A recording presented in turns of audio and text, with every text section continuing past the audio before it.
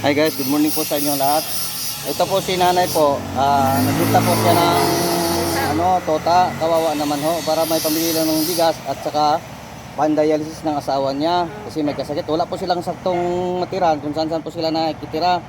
So guys, kasalukuyan guys, nagtitinda po ako ng kalakal sa ito guys, hindi pa naibenta yung kalakal ko. Ayan po, sa nagtitinda rin ako ng quick. So nawa naman ako sa kanya, dadaanan ko po siya. So kawawa naman, binibenta po niya sa akin ng 50. So bibigyan ko lang po siya ng wala po akong kasing dito. Ito lang po yung pera ko, mga idol. Ito lang po, halagang 40 pesos lang po yung pera ko dito. So ito po mga idol. Ito po 40 pesos lang po yung pera ko. So walang kalaman naman po yung wallet ko. So sana po matulungan natin siya kung sino man ang may puso dyan na tumulong sa kay nanay. So sana ito po yung tota na yan, hindi ko na po kukunin sa kanya. Ito lang po talaga yung pera ko, 40 pesos lang po, ibigay ko na po sa kanya para lang po makabili siya ng bigas. Nawa naman po ako sa kanya. So sana po matulungan natin siya kung saan lang doon sa nakatira dito po sa Amparo, Caloocan. Ito po guys. Number po na kayo. Ito po.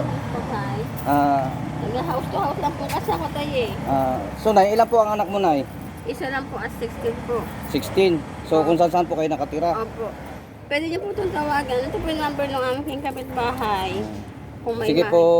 offer ka po sa aking bahay. Mga idol, ito po yung number niya. So ipumbok ko po to dito sa sa aking Facebook.